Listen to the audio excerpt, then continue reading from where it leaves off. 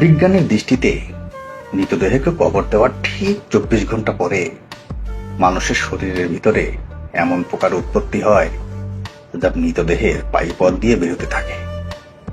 তৎসহ এমন দুর্গন্ধ ছড়ায় যা সহ্য করা অসম্ভব। আর এই দুর্গন্ধ পোকার সমগোত্রীয় পোকাদের নিমন্ত্রণ দেয়।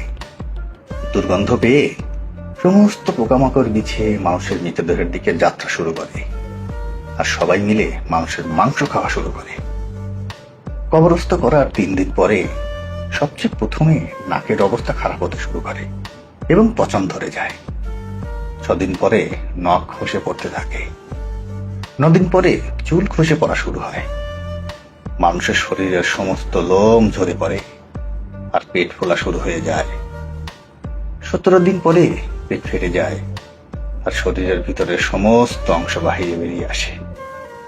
60 দিন পরে মৃতদেহের শরীরে সমস্ত মাংস শেষ হয়ে যায়।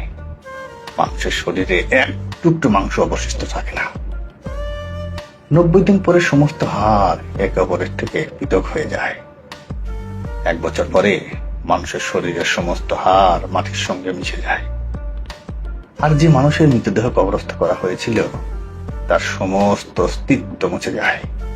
অতএব ভাই বোনেরা বলুন, মানুষের এত অহংকার, এত আত্মগরিমা, এত হিংসা, এত বিদ্বেষ, এত লালসা, এত নাম, এত সম্মান, এত শক্তি, এত সামর্থ্য, এত ধন দৌলত, এত ক্ষমতা, এই বাদশাহী কোথায় যায়? সবকিছুই মাটিতে মিশে যায়। মানুষের অস্তিত্ব বাকি আছে। মাটি থেকে সৃষ্টি, মাটিতেই মিশে যায়। অতএব আপনার কিভাবে চলা উচিত তা কি আর নতুন করে বলার দরকার আছে?